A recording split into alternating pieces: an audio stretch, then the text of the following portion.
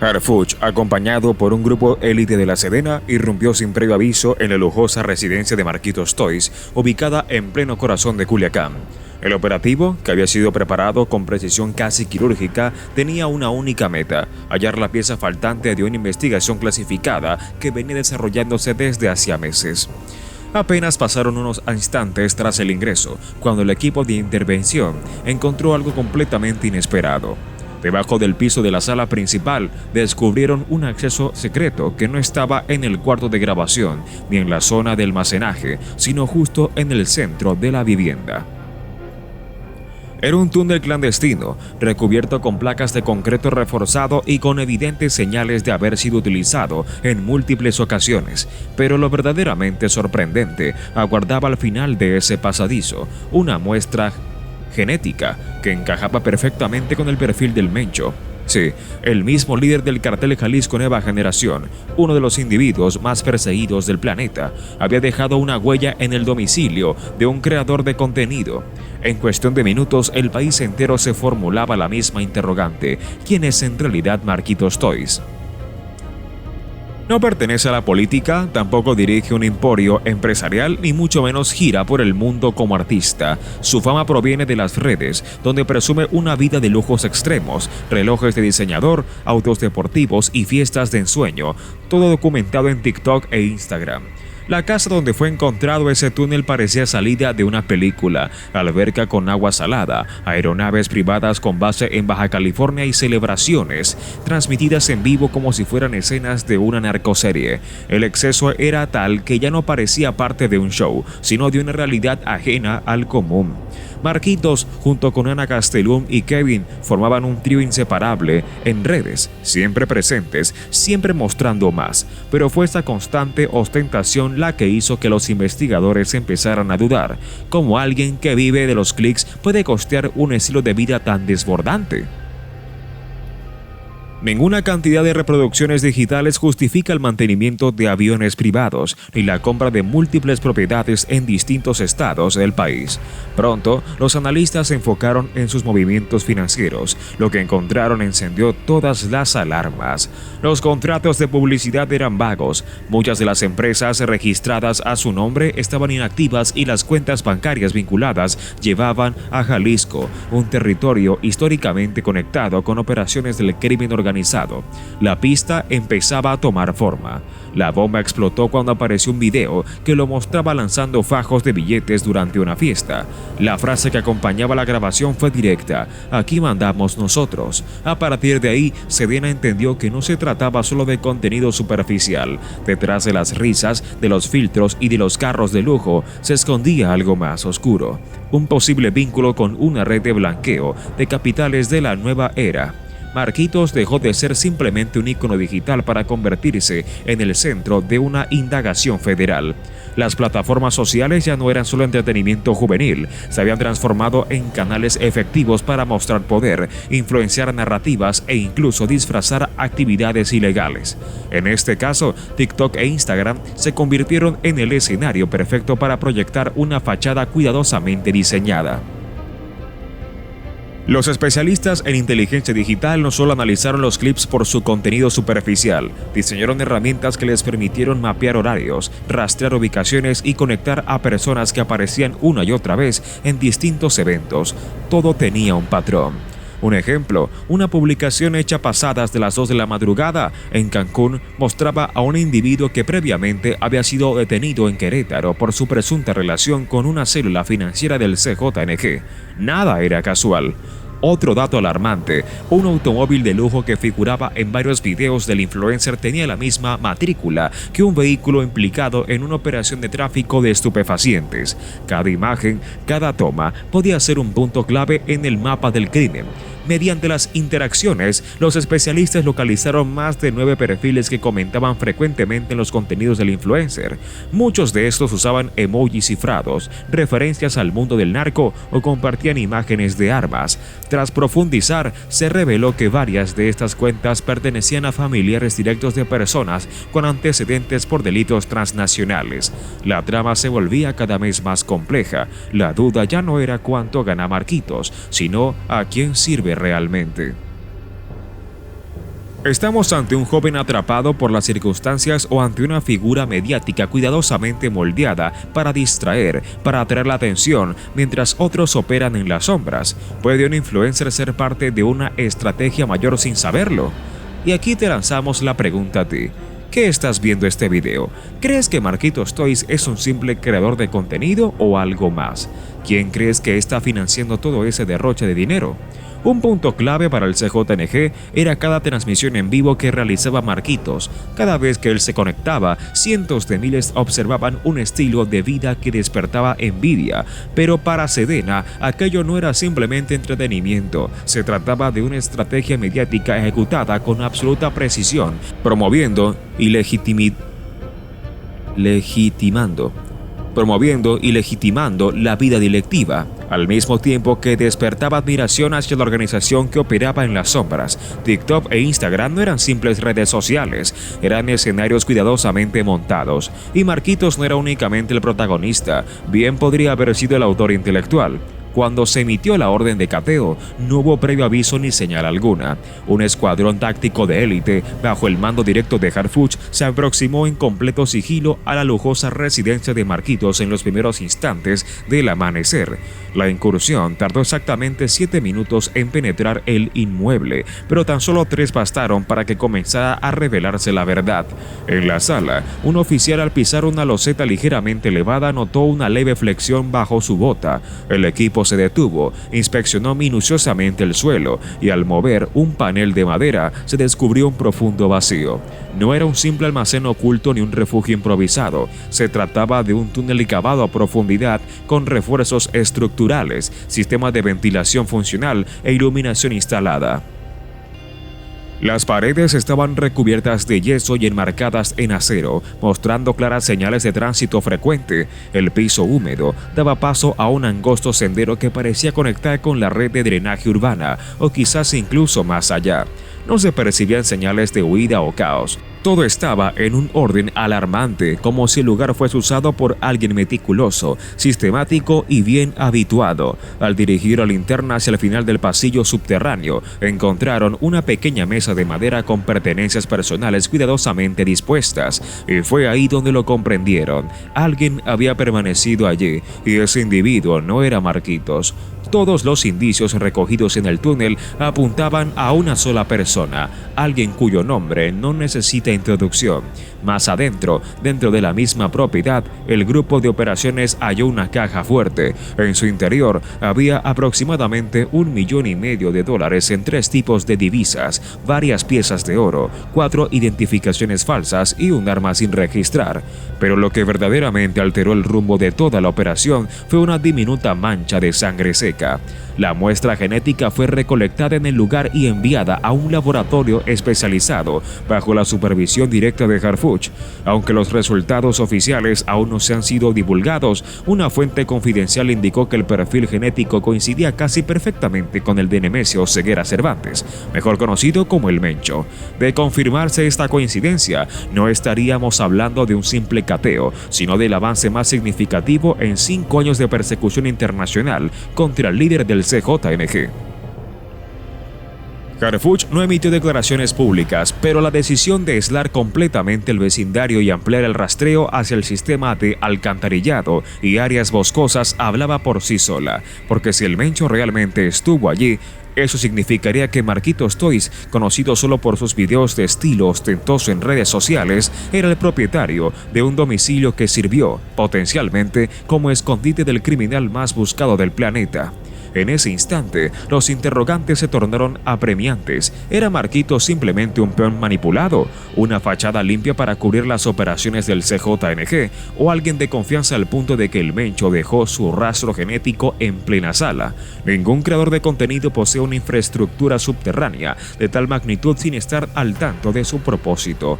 Pero lo que más llamó la atención de los analistas no fue únicamente el túnel, sino la manera en que Marquitos había edificado su imagen en redes, con un nivel de detalle quirúrgico excesivamente perfeccionada y, sobre todo, sin sentido financiero. La unidad de inteligencia financiera comenzó a rastrear los movimientos de dinero que sostenían su emporio digital. Se encontraron transferencias sospechosas vinculadas a compañías fantasmas radicadas en Jalisco, un estado reconocido desde hace tiempo como centro operativo del CJNG. Las transacciones eran constantes, a veces ascendiendo a varios millones de pesos, sin propósito explícito, sin contratos formales, sin productos ni servicios justificables. Una de las firmas receptoras del capital de Marquitos ya había sido señalada por las autoridades colombianas por estar involucrada en presunto lavado de dinero a nivel internacional.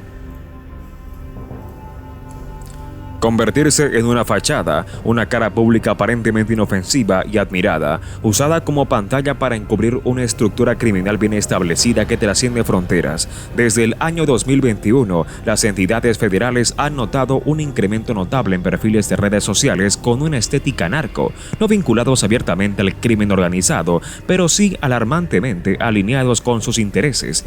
Ya no se muestran rifles o caravanas de sicarios, ahora son influencers, trotamundos digitales y figuras del mundo de la moda que exhiben una vida de excesos en regiones particularmente delicadas como Jalisco, Zacatecas o Michoacán.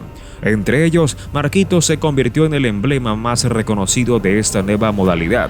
Algunos analistas especializados en seguridad digital afirman que el cartel Jalisco Nueva Generación ha puesto en marcha una operación mediática de gran envergadura, no solo para proyectarse públicamente, sino también para lavar su imagen mediante figuras que conectan con el sector juvenil. Nombres como el de Marquitos no solo sirven para legitimar fortunas obtenidas en tiempo récord, sino que también suavizan la imagen del crimen organizado, haciéndola más aceptable.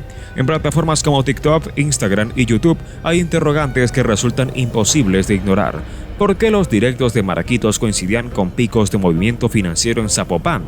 ¿Por qué transfirió fondos a una agencia de viajes inexistente solo para luego contratar a un consultor de medios en Colombia, justo cuando el grupo criminal expandía su operación comercial allí? ¿Por qué sus autos de alta gama habían sido previamente listados en reportes de contrabando de divisas?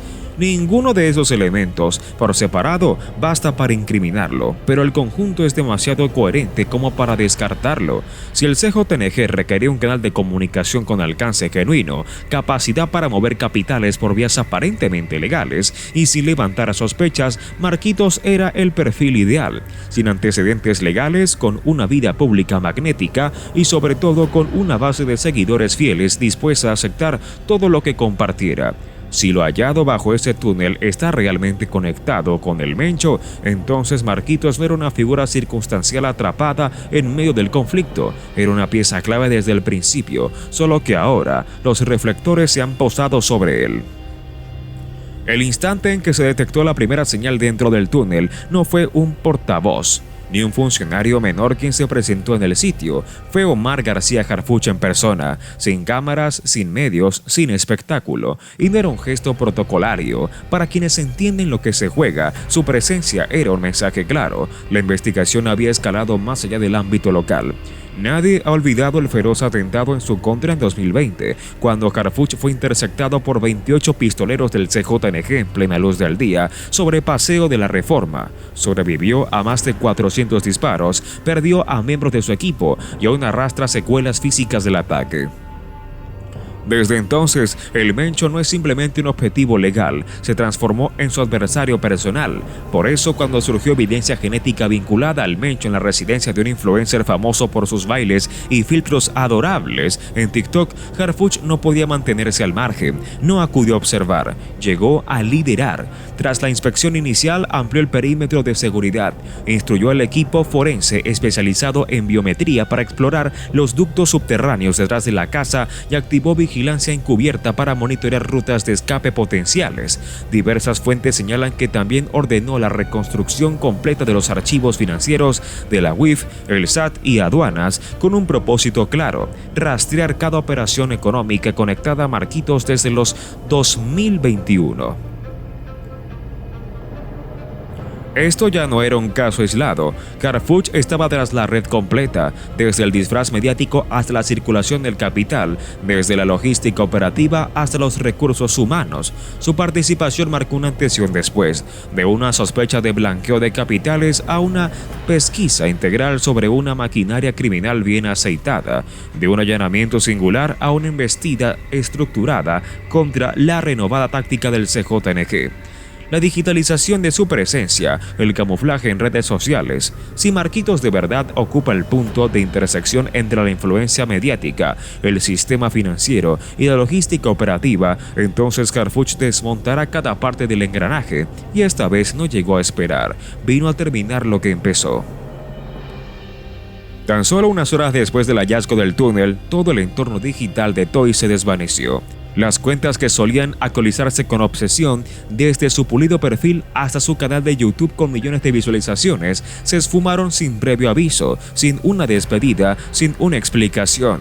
Pero fue precisamente ese mutismo lo que más desconcertó al público, porque ellos nunca habían sido discretos. Marquitos solía compartir desde su desayuno hasta el momento en que se acostaba. Ana mostraba cada nueva máscara de pestañas, cada conjunto, cada expresión. Kevin no descendía de un vehículo sin documentarlo. Sin embargo, tras el operativo, los tres se desdibujaron del panorama digital, como si alguien hubiera emitido la orden de desaparecerlos virtualmente. Y cuando un influencer deja de publicar, no por una caída de seguidores, sino porque hay algo que, monitoreándolos activamente, las redes dejan de ser un escaparate, se transforman en terreno de cacería. No era una retirada por escándalos, era un intento de sobrevivencia. Una estrategia para enfrentar una amenaza mucho más seria que una luz de comentarios negativos. Era una presión que venía de ambos extremos, tanto de las instituciones como de aquellas figuras sombrías que antes los respaldaban. Esa súbita ausencia llevaba todas las señales de una implosión interna. Individuos que antes compartían espacio con Marquitos comenzaron a eliminar discretamente las imágenes donde aparecían juntos, dejaron de seguir ciertas cuentas y cambiaron sus fotos de perfil. Páginas que hasta hace poco enaltecían a Toys, de pronto dejaron de nombrarlos.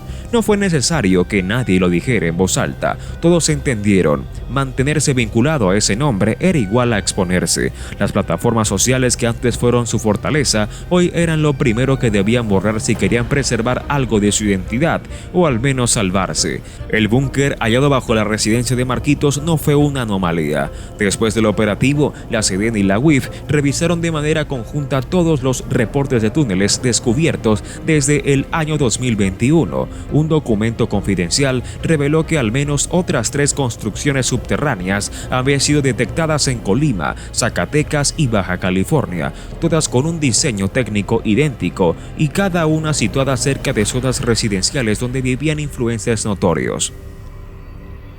Un túnel podría ser casualidad. 4 repartidos en distintas regiones con el mismo patrón, una casa con fachada convencional, una sala ostentosa y bajo ella una compuerta secreta que conduce al engranaje o una vía de escape. Era otra historia, no era un mero detalle delictivo, era un esquema estratégico. El equipo de análisis de Harv propuso una teoría estremecedora. El CJNG podría haber desplegado una red de influencers fabricados, figuras utilizadas no solo para embellecer su imagen, sino como tapadera para centros logísticos regionales, propiedades nuevas, interiores diseñados con precisión, decorados impecables y bajo ellos corredores, bodegas, hasta sistemas de aire acondicionado independientes. En un caso en Colima, un creador de contenido sobre educación financiera poseía un túnel análogo y 3 meses después fue detenido por blanqueo de capitales. Otro caso en Sonora involucró una pareja de TikTokers que en algún momento presumieron su flamante casa con una planta baja inusual y luego desaparecieron sin dejar rastro justo cuando la SEDENA alistaba una inspección. Todo esto apuntaba a una sola conclusión: Marquitos pudo haber sido solo uno entre varios nodos activos, y si su túnel era auténtico, probablemente existan otros aún ocultos o no revelados. A estas alturas, la investigación dejó de centrarse en un creador de contenido fuera de control. Evolucionó hacia una extensa red clandestina donde TikTok es solo la superficie y bajo ella se oculta algo que todo el aparato de inteligencia trata de descifrar con urgencia. Las redes, en su momento, fueron su altar. Un gran escenario donde cada gesto se monetizaba y cada frase era ley. Pero tras el cateo, tras el túnel, tras las muestras genéticas teñidas de sangre, se apagaron los reflectores. Un vaso abandonado a medio beber, residuos biológicos, movimientos bancarios absurdos, aislados, inofensivos, pero conectados en un diagrama. Todos guiaban en la misma dirección, una fisura en el sistema. Seguidores, contratos publicitarios y colaboraciones aparentes transformaron lo que parecía simple contenido digital en una fachada cuidadosamente construida. Lo alarmante no era su fama, sino el engranaje oculto que lo sostenía. Era una maquinaria que mezclaba entretenimiento con operaciones encubiertas, una realidad camuflada en likes, bailes virales y tutoriales de maquillaje. Bajo cada publicación inofensiva podía esconderse una transacción, una ruta, una clave. El CJNG no solo había mutado en su forma de operar, había entendido que en la era del algoritmo la mejor forma de pasar desapercibido no era esconderse, sino brillar. Usaron la fama como pantalla y el carisma de sus supuestos influencers como carnada. Compraron mansiones no para presumirlas, sino para ocultar. Abrieron canales de YouTube no para informar, sino para infiltrar. Convirtieron el entretenimiento en logística. El impacto fue tal que incluso plataformas como Instagram y TikTok se vieron obligadas a analizar si, sin saberlo, habían sido cómplices de una red de lavado de tráfico. Lo que antes y se celebraba como éxito de contenido ahora era evaluado como lupa por agencias internacionales. El FBI, la DEA y la Europol solicitaron acceso a metadatos, revisaron videos archivados y analizaron patrones de comportamiento digital. Las vistas, los horarios de publicación, las ubicaciones georreferenciadas, todo era revisado. Algunos seguidores más atentos comenzaron a revisar videos antiguos. En uno de ellos, Kevin abría una alacena por accidente y al fondo se alcanzaba a ver una puerta metálica sellada. En otro clip, Ana grababa un maquillaje frente a un espejo que reflejaba una figura uniformada al fondo. Nadie lo notó en su momento, nadie quiso verlo, pero ahora, con el contexto adecuado, todo parecía formar parte de algo mucho más grande. Y mientras los medios tradicionales trataban de alcanzar la narrativa, los usuarios en redes ya tejían teorías, hacían comparaciones, creaban hilos detallados, se hablaba de casas idénticas vendidas en lotes cerrados, de comunidades infladas por influencers que aparecían de la nada y desaparecían igual de rápido. No eran casualidades, eran piezas. Las autoridades, por su parte, enfrentaban un dilema incómodo. ¿Cómo intervenir sin provocar una estampida digital? ¿Cómo señalar sin confirmar que durante años habían sido rebasados no solo en estrategia sino en narrativa? Porque el verdadero poder de Toys no fue el dinero ni los autos ni las mansiones, fue el relato, el control absoluto sobre su historia, sobre lo que la gente pensaba que eran. Y ahora, con todo ese relato hecho trizas, el vacío era tan evidente como aterrador. El silencio de sus perfiles no era solo la ausencia de contenido, era la ausencia de una explicación. Y eso, para una generación acostumbrada a la transparencia forzada de las redes, era el peor de los fantasmas. Algunos creen que Marquitos logró escapar, que usó uno de sus propios túneles para salir del país antes de que cayera todo. Otros aseguran que fue entregado como parte de un trato. Hay quienes piensan que sigue dentro de alguno de sus refugios, esperando el momento de reaparecer, o quizá ya no tenga la posibilidad de hacerlo jamás. Lo único certero es que la estructura digital que construyó fue desmantelada con la misma precisión quirúrgica con la que alguna vez fue creada.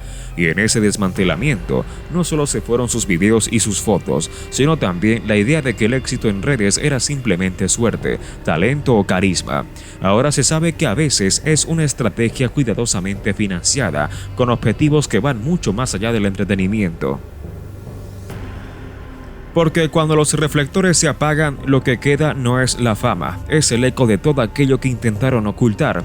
Y en el caso de Toys, ese eco retumba todavía bajo tierra, entre pasadizos, documentos quemados, routers destruidos y un silencio que grita más que cualquier video viral. Ese eco sigue creciendo, invadiendo las oficinas de inteligencia, filtrándose en reuniones confidenciales, colándose en llamadas interceptadas y en correos con acceso restringido. Porque lo que comenzó como un cateo en una mansión terminó destapando un esquema que reescribía las reglas del juego. No se trataba ya de esconder lo ilícito, sino de vestirlo con filtros y hashtags. Mientras tanto, los pocos colaboradores que aún no han desaparecido han optado por un exilio silencioso. Algunos abandonaron el país con nombres nuevos y pasaportes recién impresos. Otros han borrado cada rastro de su existencia digital como si nunca hubieran subido un solo video. El resto guarda silencio, atados por el miedo o por acuerdos que nadie se atreve a romper. En los círculos internos de inteligencia se maneja un término nuevo: operadores de fachada virtual. No son influencers, son actores entrenados, diseñados para vender una ilusión. Su carisma es una herramienta, sus seguidores una cobertura. Sus rutinas, sus bromas, sus peleas públicas, incluso sus escándalos eran parte del guión. Y en ese guión, el verdadero protagonista no era el rostro que aparecía en pantalla, sino la red invisible que los movía. Al analizar los registros de sus casas, se descubrió que cada una tenía una conexión directa con empresas fachadas registradas a nombres inexistentes o prestanombres con vínculos criminales. Camiones llegaban por la madrugada, se estacionaban por minutos y luego partían sin dejar registro. Los sistemas de cámaras estaban manipulados para mostrar siempre las mismas horas. Los servidores locales estaban encriptados con tecnología militar.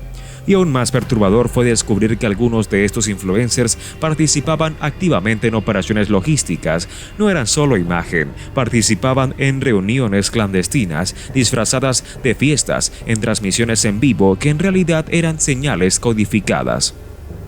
En sorteos con premios imposibles que nunca se entregaron pero que sirvieron para mover dinero, para blanquear cifras que no cuadraban en ninguna contabilidad legal. Toda esta red no solo afectó a México, pronto comenzaron a surgir conexiones con Miami, con Medellín, con ciudades europeas donde el modelo se replicaba con otras caras, otras plataformas, pero con el mismo libreto. Las redes sociales eran ahora rutas de distribución, no de contenido, sino de poder, de dinero y de impunidad. Ninguna cantidad de reproducciones digitales justifica el mantenimiento de aviones privados ni la compra de múltiples propiedades en distintos estados del país. Pronto, los analistas se enfocaron en sus movimientos financieros. Lo que encontraron encendió todas las alarmas.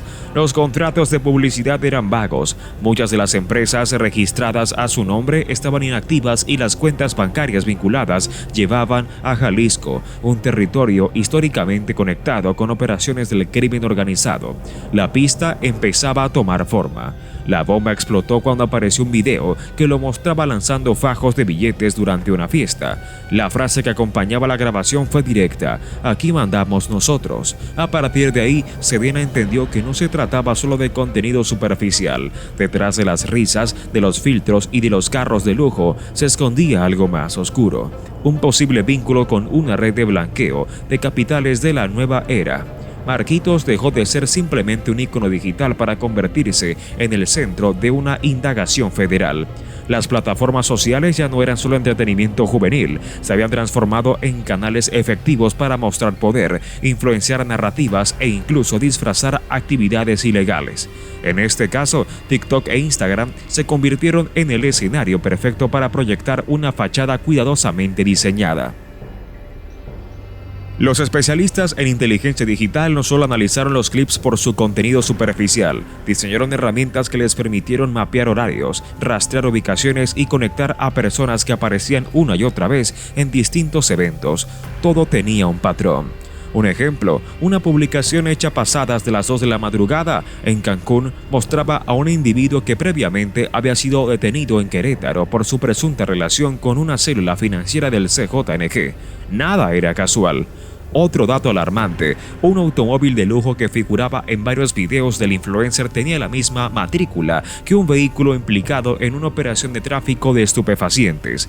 Cada imagen, cada toma podía ser un punto clave en el mapa del crimen. Mediante las interacciones, los especialistas localizaron más de 9 perfiles que comentaban frecuentemente en los contenidos del influencer. Muchos de estos usaban emojis cifrados, referencias al mundo del narco o compartían imágenes de armas. Tras profundizar, se reveló que varias de estas cuentas pertenecían a familiares directos de personas con antecedentes por delitos transnacionales. La trama se volvía cada vez más compleja. La duda ya no era cuánto gana Marquitos, sino a quién sirve realmente. ¿Estamos ante un joven atrapado por las circunstancias o ante una figura mediática cuidadosamente moldeada para distraer, para atraer la atención, mientras otros operan en las sombras? ¿Puede un influencer ser parte de una estrategia mayor sin saberlo? Y aquí te lanzamos la pregunta a ti. ¿Qué estás viendo este video? ¿Crees que Marquitos Toys es un simple creador de contenido o algo más? ¿Quién crees que está financiando todo ese derroche de dinero? Un punto clave para el CJNG era cada transmisión en vivo que realizaba Marquitos. Cada vez que él se conectaba, cientos de miles observaban un estilo de vida que despertaba envidia.